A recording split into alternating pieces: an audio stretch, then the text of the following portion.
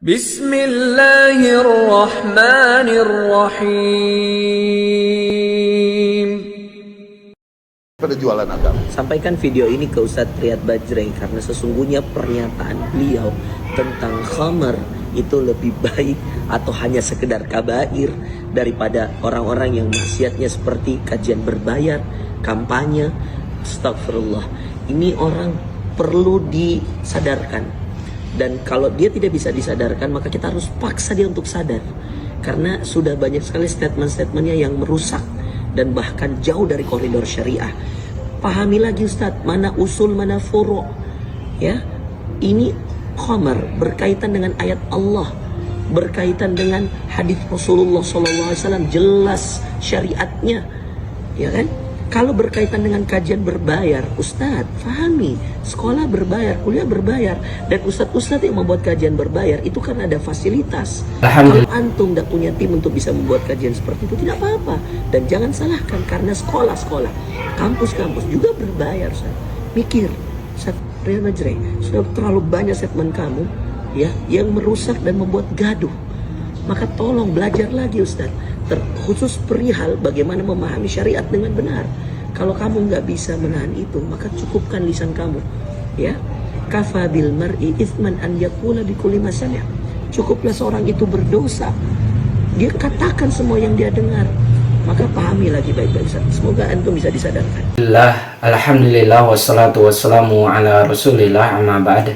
Segala puji hanya milik Allah Subhanahu wa taala, Rabb semesta alam. Salawat dan salam mudah-mudahan tercurah bagi junjungan kita Nabi Allah Nabi Muhammad sallallahu alaihi wasallam.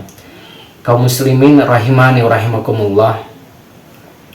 Betapa sedihnya, betapa mirisnya ketika seorang dai, orang yang mendakwahkan agama Allah Subhanahu wa taala, membuat fatwa atau statement yang mana fatwa tersebut sangat miris dan sangat disayangkan.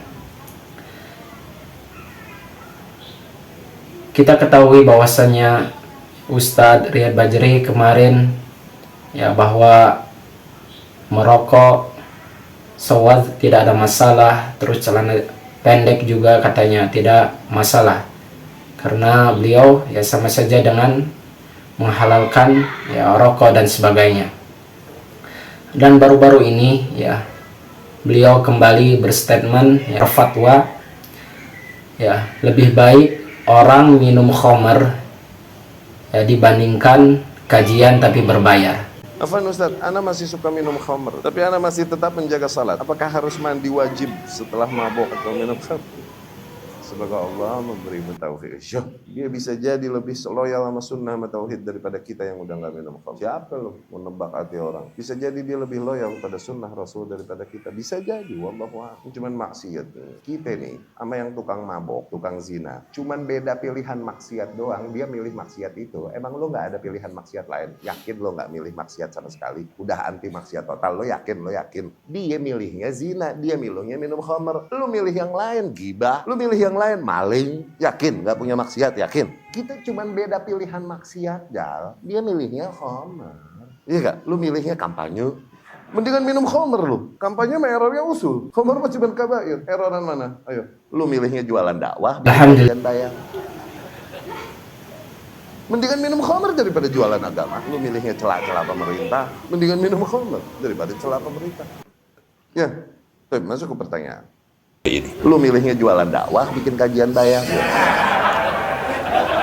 Mendingan minum khamr daripada jualan agama. Jadi opini yang disampaikan oleh Ustadz Riyad Bajrai ini, terutama dalam ungkapan meminum khamr lebih baik daripada kajian berbayar, itu adalah statement yang dapat menyesatkan umat. Yang harus kita pahami, yang pertama, tidak ada satupun ulama yang berbeda pendapat terkait status keharaman meminum khamr itu sendiri. Sehingga ungkapan lebih baik melakukan maksiat khamr daripada ikut kajian berbayar itu merupakan ungkapan berbahaya yang sangat berpotensi untuk disalahartikan oleh masyarakat secara luas. Adapun yang kedua, jika khamr sendiri dibandingkan dengan kajian berbayar, itu merupakan sebuah perbandingan yang tidak tepat. Karena kajian berbayar sendiri merupakan sebuah metode. yang masih memerlukan rincian yang sangat tepat sekali terkait hukumnya. Tidak bisa diopinikan bahwa setiap yang kajian berbayar itu dianggap menjual agama. Karena kita bisa lihat bagaimana dengan misalkan ada pesantren yang berbayar, bagaimana dengan sekolah berbayar. Tentu yang disampaikan oleh Ustadz Riyad Bajri ini statement yang sangat menyesatkan sekali. Nah, semoga dari Ustadz Riyad Bajri pun dapat menyampaikan klarifikasi atas opininya sehingga tidak menjadi bola liar di kalangan awam. Semoga bermanfaat. Barakallahu fikum. Betulkah atau dibenarkankah ya perkataan tersebut, lebih baik minum khamar ya dibanding dengan kajian berbayar? Kaum muslimin rahimani rahimakumullah, kita ketahui bahwasanya khamar merupakan perbuatan dosa besar. Ya, Allah Subhanahu wa taala ya telah menurunkan ayat-ayatnya tentang proses pengharaman khamar. Bahkan di dalam Quran surat Al-Maidah ayat 90, Allah menegaskan bahwa ya khamar merupakan sesuatu yang keji dan perbuatan setan. Allah berfirman, "Ya ayyuhalladzina amanu innamal khamru wal maisiru wal ansabu wal azlamu rizqum min amalis syaiton fajtanibuhu la'allakum tuflihun." Wahai orang-orang yang beriman, sesungguhnya khamar, judi,